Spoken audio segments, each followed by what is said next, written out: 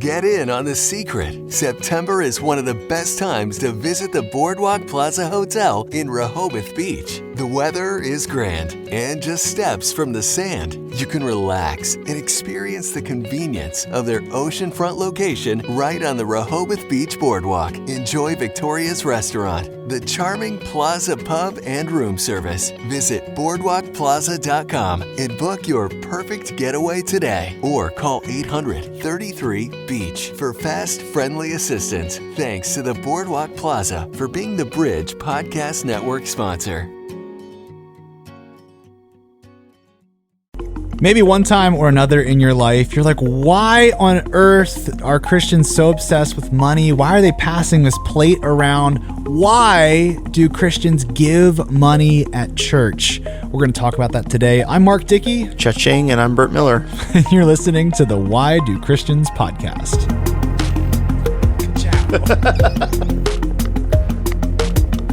Hey, welcome to the show. My name's Mark Dickey. I host the afternoon show on a Christian radio station called The Bridge. My co-host is Burt Miller. He's lead pastor at Solid Ground Church in Lewis, Delaware. Burt, how are you today? Mark Morales Dickey. I'm doing awesome. I need a definition on that one. Well, Mark Morales. Okay, so where that came from was I was watching some Spider-Man, and there's Miles Morales. And so I just, you know, he's an up and coming Spider-Man. I look at you, I say, "There's a hero right there." I'm the hero that the podcast network needs. Not the one that they deserve, but the one that they needed. That's Batman. That's Batman. Yeah. Oh well, with great podcasts comes great responsibility. That's Spider-Man. That is right? Spider-Man. Okay. I've never thought to. Yeah. I've never thought to link those. You can see the little thought I put into that middle name right there for you was really just that kind of rolls. Okay, that was it. All right, well, that's not what we're here to talk about today. I mean, we could talk about Spider-Man all day. Why do Christians read Spider-Man? Let's not do that. Okay. Today we're talking about a little bit of a taboo subject because I mean I would say you could probably trace a large number of problems that people have had with Christianity today, throughout its history. I mean, really any church in general. When money gets involved in anything, it becomes complicated. Feelings get hurt. Things get abused. And so I thought, let's talk about that today. Why do Christians give money to church? Yeah, man. When you think about it, I mean, you're so right to say that, like it's a hot button. It's taboo a little bit. You think about, I mean, and it's not without precedent, right? Like, let's acknowledge that sometimes maybe Christians, churches, what have you, have emphasized money in a way that might not be good or healthy. I'm thinking about, for instance, one of the things that Martin Luther responded to during the Reformation back in the 1600s was the sale of these things called indulgences, which were basically you would pay money for a piece of paper to release a dead relative from hell or purgatory, depending on the one that you bought. Like that's messed up. Yeah. Right. Yeah. And no church movement espouses that anymore. Like everybody has been like, nope, that wasn't good, but it's happened in the past. Right. So it's one of those things, like you figure that there's ammo that people might have towards faith. They think, listen, Christians or churches are only interested in me for my money. There's an old, and I'm not advocating this or saying you should listen to it, but there's an old, I think it's George Carlin routine where he would talk about, God is omniscient, he's all powerful, but he's always lacking money. He needs to borrow a buck, and that's kind of the misunderstanding, right? That God can't function unless we give him stuff. Yeah, yeah. So I think it's important to realize that no, that's not why anybody or anyone should give. Certainly, biblically speaking, that's not why there's giving at all. Well, and I mean, isn't that you could take money out of the equation when it comes to following Jesus? Yeah. There's no like prerequisite but believing in him and following him. You don't have to pay your way into the kingdom. Whether it's money, you don't have to serve your way into the kingdom. Yeah. You don't have to stop cussing to be in the kingdom. That's another bleep. Go on. But like, you don't have to fix yourself. You don't have to undo the wrong that you've done in order for God to accept you. Yeah. But see, that's foundational when we understand and we develop what we would call a theology or, ideology of giving is to realize that first and foremost, we serve a God who doesn't take, but who gives. Yeah. Right? So like when we talk about giving, at the forefront is this reflection of God's nature. Like let's think about most famous verse in the Bible, John 3:16, right? For God so loved the world that he gave his one and only son. Like his love overflows into his blessings in creation. And so this is important because if we're going to talk about giving, what we have to realize is that God doesn't need anything. Mm-hmm. And over and over and over again in the Bible, he's like, listen, what can you offer me that I don't have? Oh, I know a verse. Go. I think it might be Psalm 50 or 150. If I was thirsty, I would not tell you. Oh. Yeah. Yeah. Yeah. Because he didn't need it, right? He didn't need the water. But then you think about, okay, so what's that mean for us, right? So it comes out of, and this is the big idea that's behind giving, if we're talking about reflecting God's nature, is that it's an idea of what's called stewardship, right? Stewardship is not that I have my stuff and I give some of it to God. Instead, stewardship is actually it all belongs to God. Mm-hmm. I've been entrusted what I have. Some great verses about this would be Psalm 24, verse 1, where it says, the earth is the Lord's and everything in it, right? So when we choose to give, what we're doing is we're choosing to use the things that God has given us, whether that be time, whether that be money, whether that be talent, what have you, these things that have been entrusted to us because it all belongs to God, and we're choosing to give back to him in a way that shows priority, shows honor, shows trust. But at the heart of all of it is what's called stewardship, and that's a really big deal. Another thing to realize when we're talking about like a theology of giving would be this principle of what's called first fruits, right? So when we're going through the scriptures and we're trying to understand giving at all, like why do people give to anything, particularly religious stuff?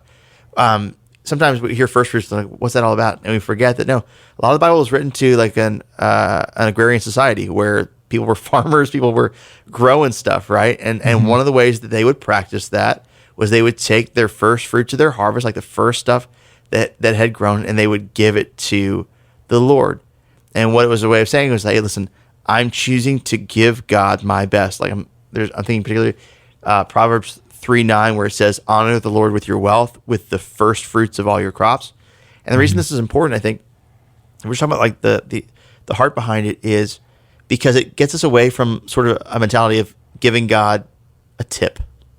Yes. You know, like a lot of us, like that's what we think. Okay, like I'll take what I've got, and then if God does a good job this week, like a waiter, I'll give him a little bit if I've got some left over, you know, to show him, hey, thanks for that, top notch, right?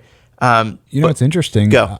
I'm just getting the visual of thinking about it like farming. Mm-hmm. And if you have first fruits, you're in faith hoping that there are second fruits. Yeah. So like you're not taking, the first bit of the harvest and putting it away so that you have food during the winter, but you're actually giving to God before you even take anything for yourself. Dude, that is so good. Yeah, absolutely. But that's the thing. That's the thing right there. Okay, because you also figure like first fruits, it's your first opportunity to maybe sell it and get a profit for yourself or whatever. But the Bible authors and Christians historically, they operate with this principle that when it comes to what they choose to give to God, that we can just say it like this: we give God our best, we don't give him our leftovers. Yeah. And we find as we go through, and I'm just thinking about the Old and New Testament, there are times where people make a mistake of not doing this, and God calls them out on it. Like there's a story, like the prophet Malachi, which is the last book of the Old Testament, right before God goes quiet for 400 years, and then Jesus arrives. One of the things that he takes people to task for is, and this is interesting to think about, is that they would go and they had been commanded, all right, you're going to give your animals here for sacrifice. You'll give your like the first fruits. You'll give firstborn. You'll give animals that are without blemish. In other words, like give God the best looking animal that you've got, right, for sacrifice and whatever. And people were at this place where what they were doing is they were going, well, hold on, God doesn't really care. I mean, he didn't need the animal anyway. So why don't I keep the best looking one for me? And I'll take like a lame animal. I'll take one that's got blemishes and whatever. Because listen, God's spirit, he doesn't need it. Like he doesn't really care. It's just it's the fact that I'm just giving something. That's the priority, right? Uh-huh. And what God says in Malachi 1:8, he says, when you offer blind animals for sacrifice, is that not wrong? When you sacrifice lame or diseased animals, is that not wrong? And then he goes, try offering them to your governor. Would he be pleased with you? Would he accept you? Says the Lord Almighty. Meaning, like, if you were to go, listen, well, what's it really matter? If you tried that with a human dignitary, would they have a problem with that? If you're like, oh yeah, here's this leftover animal that I've got. And the point is clearly, no, we give God our best, right? Which is why, as you transition towards the New Testament, when you got them talking about religious gatherings and giving money and what have you, Paul says like this in 1 Corinthians 16:2. He's like, on the first day of the week, each of you should set aside a sum of money in keeping with your income, saving it up so that when I come, no collections will have to be made.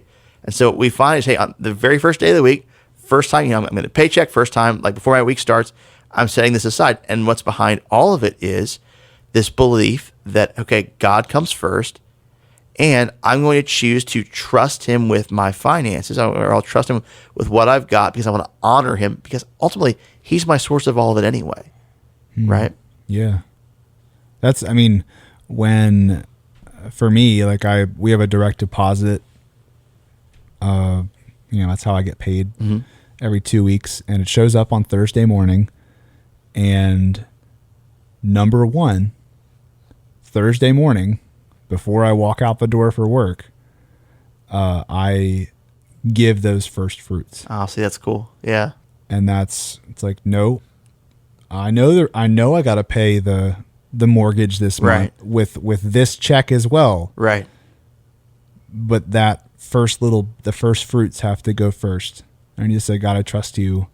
And in the beginning, that's really, really hard. I mean, I guess it's yeah, no, for sure. It's a discipline, and it's something that you grow in. And we've figured out through discipline, through stewardship, to not be living paycheck to paycheck. But you just got to have that posture of giving God your first fruits. Absolutely. And it's a trust thing, right? Yeah. Because, okay, well, I could keep this little bit extra for me, and maybe there's this thing that I could buy, or maybe I'm strapped, or I'm scared, or what have you. But to say, you know what, God, I'm opening my hand. Here this is, and I'm going to trust you with my future, because more than my bank account, you are my source of security. Yeah. More than my stuff, you are my enjoyment. More than my job, you are my provider. And so me choosing to actively give regularly creates a space for that. Pastors are going to hate me for this. Oh. You know those, like, do tell. You know those those like ads that pop up on the side. Pastors hate him. Blah, blah, blah, blah. Like, anyway. Wait, not what? Pastors, like, I don't know. Bodybuilders hate him for being this fit, for not doing the work. No, whatever. I'm waiting for the connection here. Yeah. Listen, if you're going to say that pastors look like bodybuilders, I'm in. Okay. Let's go. No. That's not what I'm saying. Okay. So that's exactly why I don't have a lot of churches will allow you to do like an auto give function. And it's very important for me personally to when money comes into my account, for me to stop the morning it comes into my account and have that, like, God, thank you. Yeah. Thank you for this. That's your expression of it. I love you so much, God, that before I even spend the rest of this check, this much is going back to you. See, that's cool. You know what's weird? I'm an auto guy. I absolutely. And the reason that I do that, and I'm not saying, I mean, maybe you're right and I'm wrong here. I don't know. The reason that I do it is because I'm a forgetful guy. And I want to make sure that like I want to make sure that the very first thing that happens with my money is that it goes and honors God. So I would set similarly where, like, my check comes in, usually it's a Friday, and I have it set to by Friday afternoon that money is going out, and I've calculated out, all right, here's the percentage that I want to give, and here's what that looks like. But for me, I see the benefit of what you're saying with, like, okay, I'm going to stop, I'm going to remember it, and I want to say yes and amen to that. I'm just totally not wired that way. Well, and I mean, I don't want to, like, pull your strings, like, oh, man, in front of a live microphone. Please. But, like, don't you think you might be missing out on some of the worship? Maybe. The worship experience of... Maybe. Of dedicating some time. Yeah, maybe. But for me, it's an obedience to conviction. I would much rather, okay, I feel convicted in my heart to give this. I would much rather make sure that I'm obedient to that than miss it. That makes sense. Yeah. That makes sense. So we're talking about giving, and specifically giving to the church. Mm-hmm. I know we're giving back to God. We're giving God our first fruits, but like, Right. why is it going to church? Yeah. Or, like what's the deal with that? Yeah. Well, I mean, aside from that just being practice, right? Like we give to further the work of the Lord. There are lots of things that happen when you choose to give to a body of believers. I think it's hard to even think this through. Let me say it like this. One of the main reasons you should give to a church, and I think everybody who's a Christian should, is that what makes you a Christian? No. Do you have to give to become a Christian? Absolutely not. But a good practice for every Christian to do, why you should give, is because your giving allows ministry to take place. Now listen, can and does God provide? Yes, and absolutely. And I could give you story after story, like just as a pastor, I give you story after story of the ways the Lord has provided for our church again and again and again. Our church is not made or broken by any one person giving.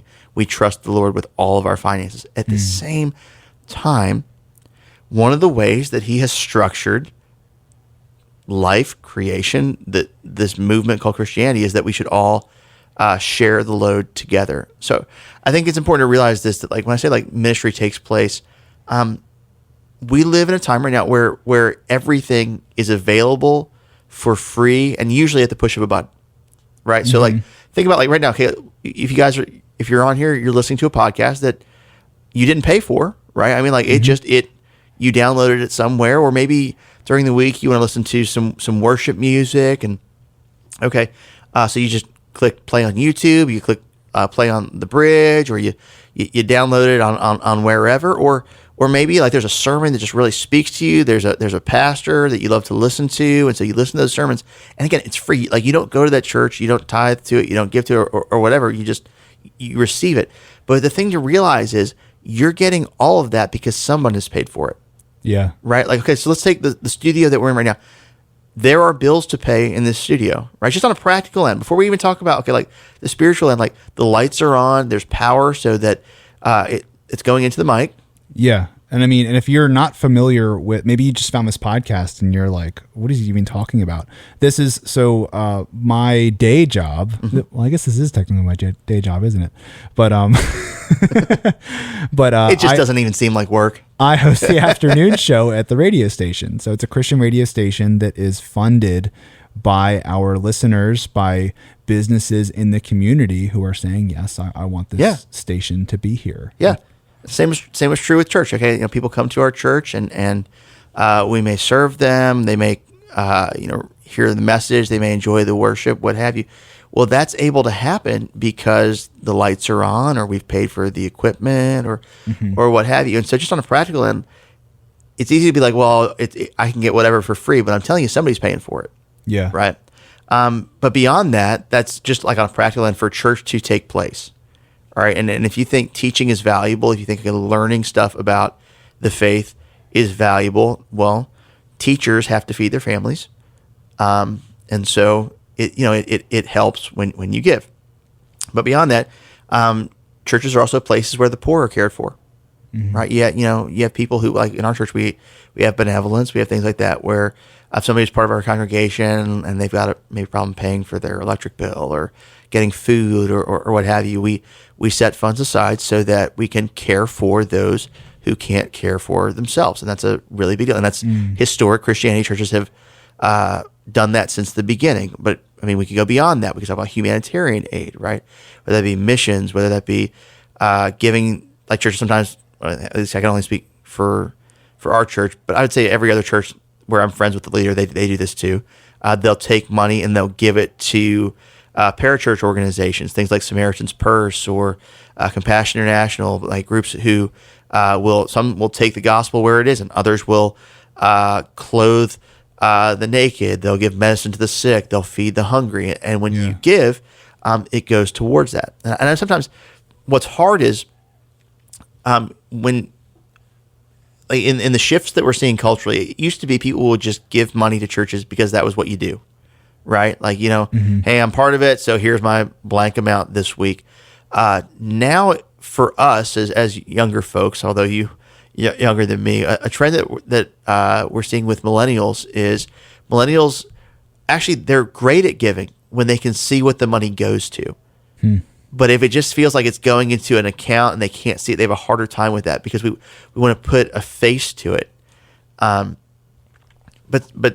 that becomes impossible at points because there's no way unless you're not even that. Let's say unless you're involved in the leadership of your church, there's no way you can know where everything goes. But I'll even say this as a leader in my church because we have a wonderful finance director who handles the money stuff. I don't touch most of that other than budget stuff at the beginning of the year. So even then, if you're in leadership, you might not know where everything goes other than it's documented. But that's okay. Because at the end of the day, the reason that you're giving isn't so that the stuff that you approve of is funded.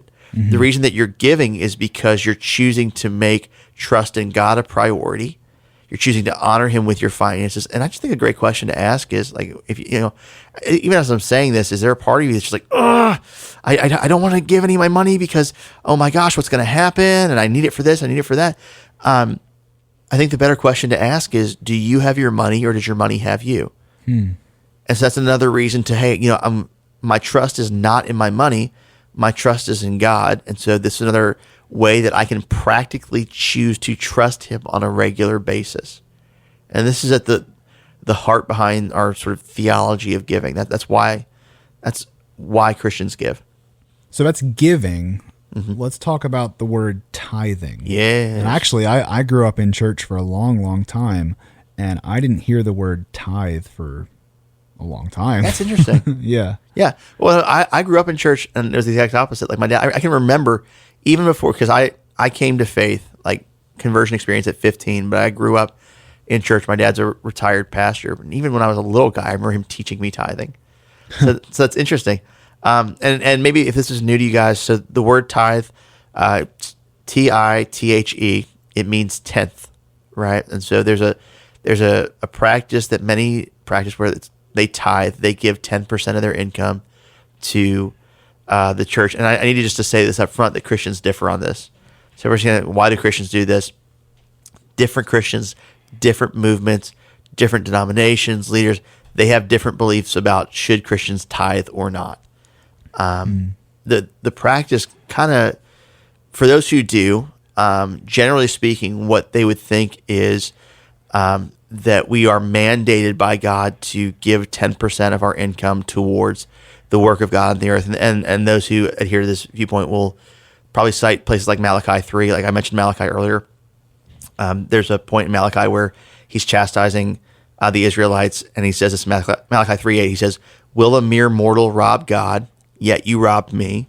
But you ask, how are we robbing you?" And he says, "In tithes and offerings."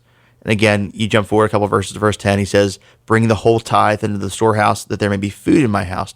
Test me in this, says the Lord Almighty, and see if I will not throw open the floodgates of heaven and pour out so much blessing that there will not be room enough to store it." So there are those who read this verse and they go, listen, what Malachi is teaching is that if you choose not to tithe, you're robbing God. And they'll say, listen, let's also not forget that Abraham tithed before there was Old Testament law.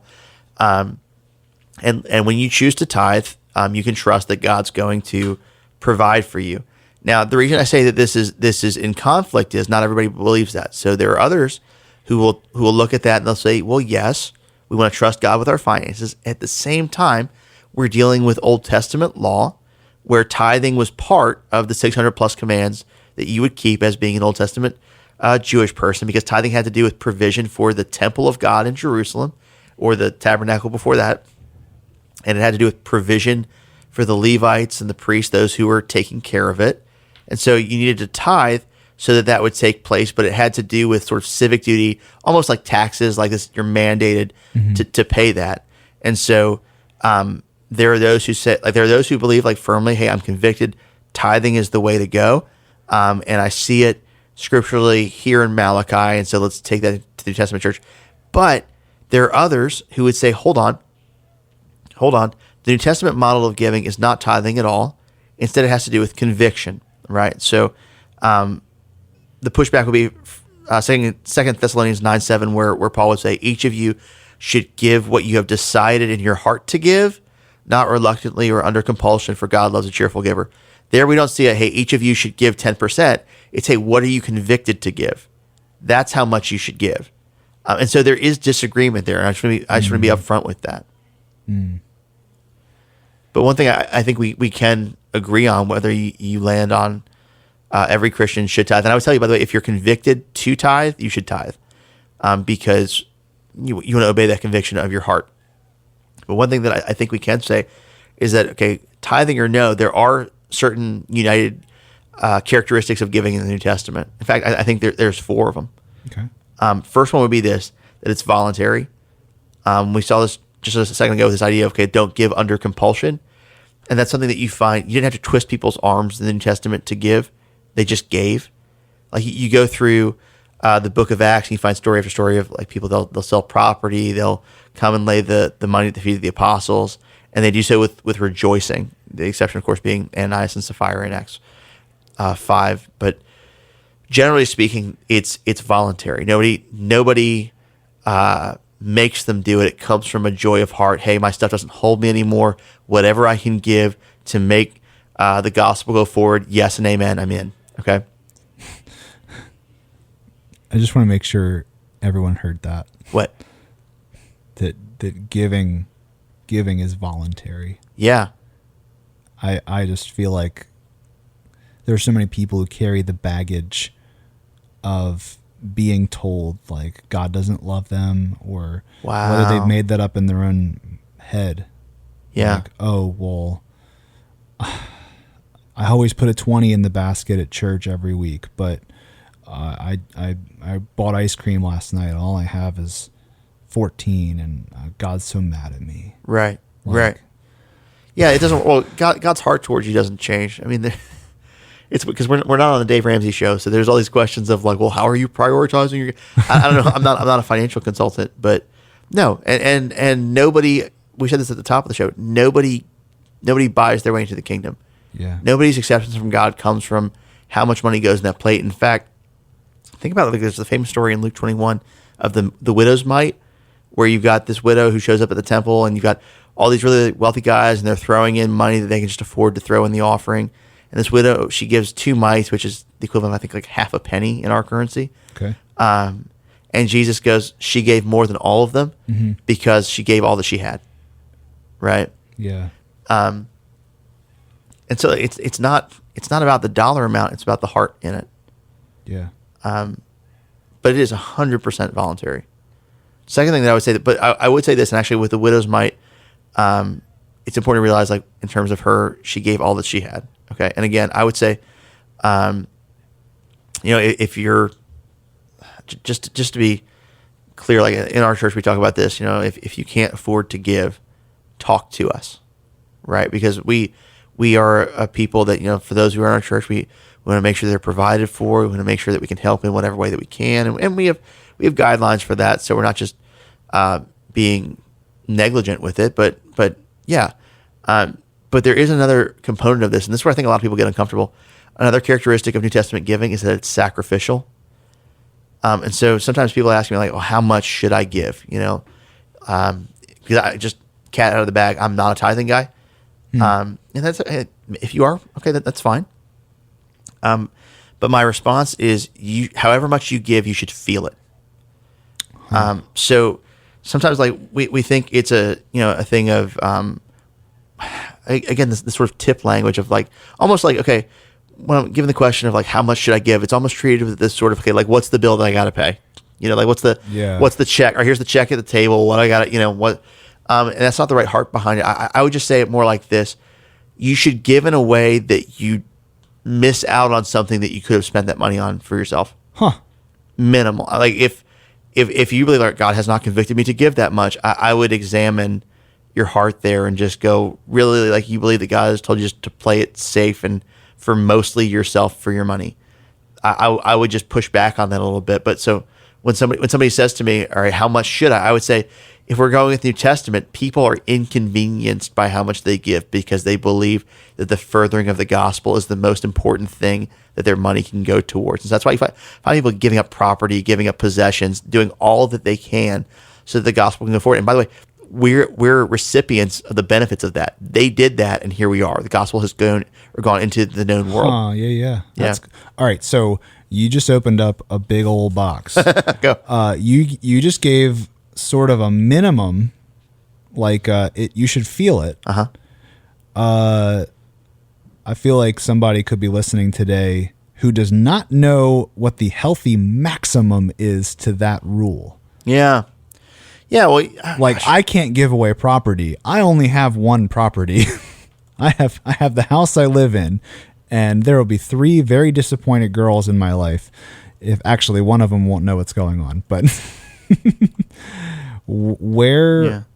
like I feel like that's why the tithe, the 10th is a healthy place to go, because it's different for everybody, whatever that 10th is, but it doesn't. Right. I heard someone say, like, it was some story about giving, and it's like, well, why don't we give all that we have? And the truth is, if you give everything you have, not the widow's mite, but just the average Joe, if you give everything you have, you'll probably never be able to give again. Right. And so you could give $100 today. Right. Or now it's interesting. I'm blanking on the verse right now, and that's embarrassing. But there's a passage where Paul is talking about, it's in one of the epistles where he's talking about receiving a collection. And he makes this point. He's like, yeah, give, but don't do it in a way that I have to take a collection for you guys later. That's awesome. In other words, like, hey, be generous. Absolutely. But don't empty your accounts so that I have to bring aid to you, and that's, I really wish, like, guys, even Marcus, you've been talking, I've been Googling it, trying to find it, and I don't remember the exact wording, so it's just not coming up for me right now. But hey, maybe somebody can email us. That does sound like a good ceiling, though, for like a giving ceiling. Yeah. But I want to be really, really careful to not be formulaic, because look, man, do I believe the Holy Spirit might prompt somebody to give up everything that they have and then go and, I don't know, become a missionary? Yeah, I think he does that. So what I don't want to do is create this prescription that says, like, God will never inconvenience you with your giving, and you should always give within this threshold. Because there may be times, and again, there are personality types, there are compulsiveness with people where they might want to give more than they should. And so I don't have a firm, here's what it should be across the board, and here's how we can always guide that, because situations are as different as people are different. Yeah. I can say, as a shepherd, I would be concerned if somebody was giving to the place where they can't feed their family. I would probably tell them, don't. Right. But I can't say unequivocally there will never be a scenario where someone may give up everything that they have, Yeah. You're raising another question for you. You just keep raising questions. Woo! You're saying all of these things, knowing for a fact that 99% of people who listen to this podcast probably don't attend your church. Yeah. You are not receiving any kind of 110%. financial gain from telling people to give. Yeah. Hey, you know what? Even though you pastor a church. So wait, it's like, because I just, right. So many people have this stigma that, like, well, the church is after my money. Right. And it's like, well. No, can I just speak to mine? Is that okay? Yeah. So you raise a good point. I don't think I told you about this. Years ago, we had a situation. Oh, man, what if I did and it's on another episode? Oh, well, welcome to podcast. A situation where just something how my church works, and this isn't every church, but I'm not being prescriptive. This is just for us. I am hands off on the money. So we have a finance director who handles it. We have a board of elders. Like, when it comes to my salary, I'm on the board of elders. I am excused from the room for that part. So there's no Burt vote in how much I make. My salary is set at the beginning of the year by people other than me, and I'm fine with that, and I'm good. Another thing that we have in place is I don't know who gives what. Mm-hmm. I'm intentionally, I don't know that, so that I never show preference to anybody. I don't ever be worried about, if we offend so-and-so, this might, like, that's just, I don't want to face that temptation, so I just don't know. That's cool. Yeah. But years ago, we had a woman who was attending our church for a while, and she suddenly just left. And so I went to have coffee with her just to find out, hey, what's happened? And what had happened was this. So she had given a large sum of money that I didn't know about. She had felt convicted this is what I should give. And the following week, just the way time had worked out, I had been saving for a trip to Disney World with my family for an entire year.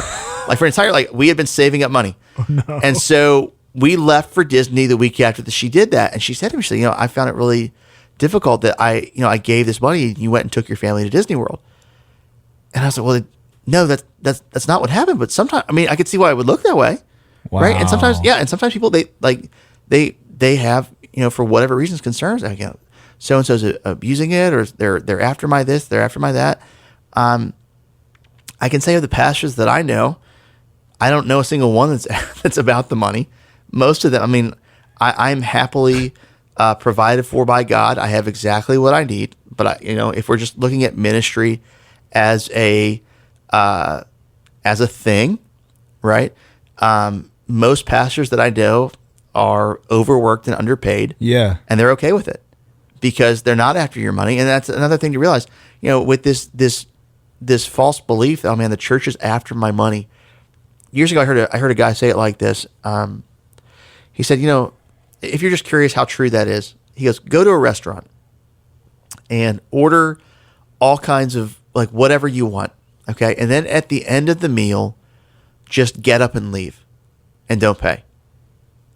He goes, they're going to have a problem with that. You know why? Because they're after your money. He goes, but come to our church. We will serve you to no end. We will do whatever we can for you. And we will never once demand that you pay us for it. You know why? Because we're not after your money. And I think that's apt. Like, I'm not saying that there have not been times where maybe the opposite happens somewhere. Yeah. But unfortunately, the negative sometimes makes us not see the positive. And I think the vast, vast, vast majority are healthy with finances and absolutely not after it like that. And that's not to say that like your church might pass baskets at some point during the service. Mm-hmm. That's not someone demanding money. Nobody is looking you straight. Well, maybe somebody looking straight at you. I can't say anything for the people passing the baskets, but like you're not being told, you're not being handed a bill like you are at the restaurant. Yeah. Well, usually, I mean, there are so many churches, I can't speak for every single one of them. Right. Usually I know when giving is part of the service, and not every church does it. Like our church, we don't take an offering. We just have boxes out in the back. But when they are part of it, it's usually because it's an act of worship. It's a time, kind of like what you were talking about earlier, like I'm choosing to stop and trust God with my finances, and this is my time to do that. But no, it wouldn't be a thing as unless you put X in the plate, you're going to be in trouble. No, it doesn't work like that. But actually, Mark, as you say that reminds me, like with that idea of it being during the worship service, that's another characteristic of New Testament giving, is that it's regular. In other words, like it's part of their routine of life. Like New Testament believers, like routinely are in their rhythm of the week, are giving to the work of God going forward, which we've just seen over and over again. And actually, the last one, and I would just say, if we're looking at New Testament giving characteristics, would just be that it's joyful. It's not that there aren't times where where it might be a step in faith and you groan a little bit, but generally speaking, as that discipline grows in you, it becomes your joy to give to church, to give to the work of God going forward. So you said this, it took us a while to get through them. Those I only have 3: voluntary, sacrificial, joyful. Oh, and regular. Yeah. It's so funny. There's so much to unpack, and I feel like we could talk. We're even already going a little long on this one. Sorry, guys. But, I mean, I think it's worth talking about because a lot of people don't want to talk about it. Yeah. A lot of people want to go, no, I just want to worship God, and we can just keep money and all that aside. And, I mean, if I can just share a bit of my own story, I gave to church throughout my life, but I didn't have any kind of format, or I didn't understand. I just knew like I was supposed, kind of the tip, like I'm going to give God a tip every Sunday. And when I got married in 2016, my wife and I decided to do a joint bank account. And so the whole family, there's a single bank account, and her, what's hers is mine, what's mine is yours. It's all one thing. And basically it was put on our hearts. We're going to tithe every single week. Or every single paycheck. And we have done that for the last, we're in 2023, so 7 years. Okay. We've been doing that faithfully every single week. That means I've been living on a 90% income. Yeah. In that time, we paid off like 35 grand in student loans. Mm-hmm. We purchased our first house. We both own our cars, modest SUVs, but we own them outright. We didn't buy new cars. We have 2 kids. We still got a hospital bill on one of them. But there's not, we're not going out to Starbucks every single day. Mm-hmm. I'm not eating out. I'm packing a sandwich. We feel it. I feel that money come out of my account every week. Yeah. But I have lived on 90% of my income. Yes. For the last 7 years. My wife stays home with the kids. I don't make some crazy salary, and we have 2 kids. Yeah. And I just want to, speak that openly to anyone listening today, that you can make good choices and you can also worship God substantially. And the world is going to tell you need new cars, you need, special whatevers for your house. But the truth is, like, if you just give it to God, yes, yeah, if you're smart with it, it's almost as though he can be trusted. It's almost as if he could be trusted. Because here you are, and you got clothes on your back. You've never been lacking a meal, and look, man, that's biblical. I choose what to eat, not can I eat. Yeah. Like, I love this thing Paul says in Philippians 4. He says that this is Philippians 4, starting verse 12, but it goes into one of the most famous verses that people love to misquote all the time, where he says, I know what it is to be in need, and I know what it is to have plenty.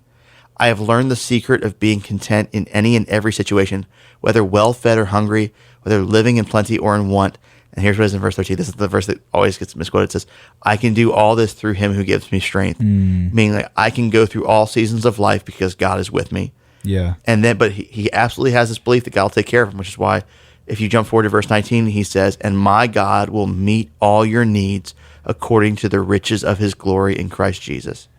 And I believe it, man. I'm just, you're living testimony of that. I could tell stories of my own where he's taking care of me and my family.